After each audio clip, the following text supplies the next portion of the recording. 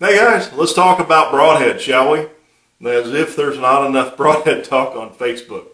Some of these posts. What's the best Broadhead? Have you seen this Broadhead? You see the pictures and the gaping holes in the side of deer. And, at some point you just have to say, okay, where does it end? Does it ever end? So my choice, my Broadhead of choice is the Flying Arrow Archery Toxic Broadhead. I've been shooting it before I was on pro staff with Flying Arrow. I just like it. I like the damage it does. I like the flight that I get. Like the consistency with weight grains on each from different broadheads. But the thing about Flying Arrow Archery Toxic is that broadhead is outside the box. It looks different. It looks funny, and because of that, people say different things. Number one, I think one of the things I've heard is that they whistle or they make noise. How do you hear that? My hearing's not the best, but an arrow, 280 feet per second arrow at 30 yards is 192 miles an hour. It's in flight for a third of a second. It's like 0.3 something seconds. I don't know how you hear that, but if you did, hey, more to you. But I really don't think it's your broadhead. I think it's probably something with your fletchings if you're hearing some noise. So just check that out. So shot a lot of broadheads in my days. I've been shooting a lot of years. I've never heard a broadhead whistle. So I don't know. Maybe you hear it. Maybe I can't hear it. But I did a video, put a remote camera on a target, run a video on the video editor, turn the volume way up, see if I could hear it. I couldn't hear anything. It's too fast anyway. So with that being said, let's look at the design of these broadheads. Let's look at mechanical broadheads. If you look at a mechanical broadhead, generally speaking, most of them are 2 or 3 blade. They open one of 2 ways. They have a O-ring or a collar or something, and they open like this, or there's a O-ring or collar at the bottom that pushes forward and releases the blades. Or there's I don't know what you want to call it, but take like a 2-blade, it opens up like this. The blades slide backwards. They're pushed back like this. They're generally the same. If you look at a expandable broadhead from the front view, a lot of them you can't even tell them apart because it's the same view. They have a large cut. For a lot of guys, they want the big cut. That's fine. Hey, we're all on the same team. It's okay that we shoot different broadheads. It's okay. And you're going to be successful. You're going to kill deer every single year if you're shooting swackers or rages or whack'ems or executioners. Nap kill zone, any of them. You're going to kill deer with those as long as your bow's tuned. Remember that.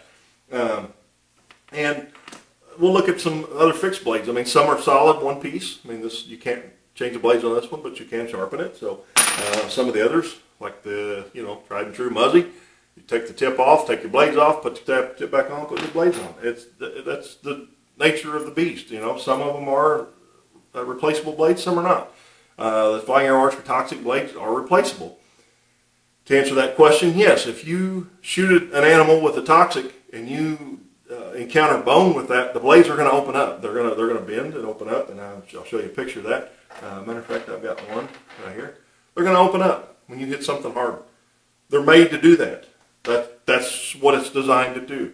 It's designed to open up, and it gives a little bit bigger cut. It eases that penetration on the broadhead to try to get through that bone. It's got this hardened steel chisel tip on the end of it. Good penetration tip, and yeah, if you shoot a deer or an animal and you get some bone in there, maybe even some cartilage, you're gonna have to replace the blades.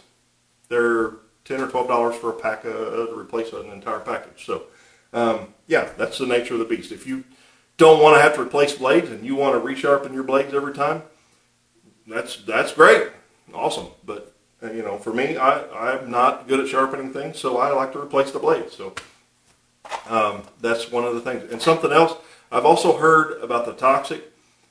It gets clogged up with meat and hair and fatty tissues and stuff like that.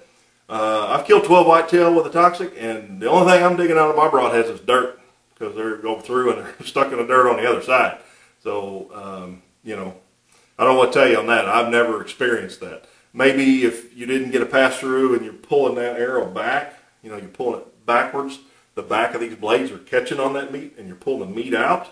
So when you pull the blade out like that, it's got meat all over it. That's a possibility. I guess I could see where you would think that possibly, but I've not seen that happen. So personally, I don't know where that comes from. But back to that penetration thing with the toxic. Let's remember the toxic is essentially a 6-blade broadhead. The blades curled around. They almost touch, but it's three independent blades, but there's like 2 blades on each. So it's essentially a 6-blade broadhead. With that comes 5 inches of cutting surface.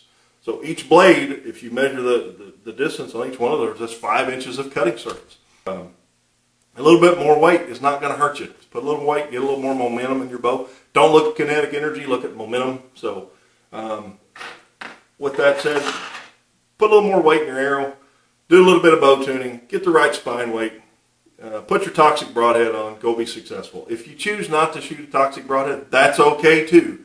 I'm not going to hate you. Just know your limitations, know your bow, tune your bow, get the right spine, make sure that your bow's operating at maximum efficiency, put a little bit more weight in your arrow, put a little more front and center, get that momentum built up, and I don't care what you're shooting, you're going to be successful, because every broadhead that I've shown you today or talked about today will kill a deer or an elk or a moose or a bear or an antelope or a mule deer. Every one of them will do the job. You just have to make sure your equipment's right. And I think the Flying Arrow Archery Toxic does it a little bit better because of the technology that's built into it. And I'm going to tell you one more thing too. The guy that designed this broadhead has probably forgot more about hunting than I'll ever know in my life.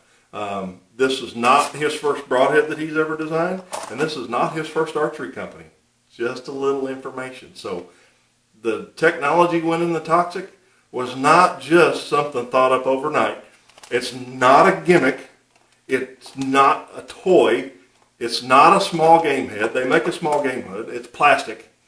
This is a real deal broadhead, and there are guys every single season killing moose, black bear, elk, white-tailed deer, large North American game with the Toxic broadhead every single season, and they're successful. So for those of you that are on social media sites and you want to insist that the Toxic is a gimmick, then you need to talk to those folks that have shot these animals.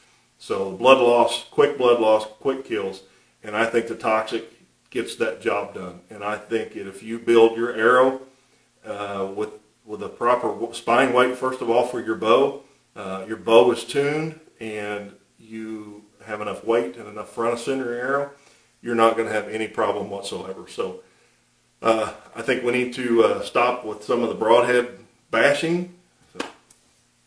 So do those things, get yourself some Toxic broadheads, and get out there, and most importantly, above anything else, you hunt the way you want to hunt, and you have fun.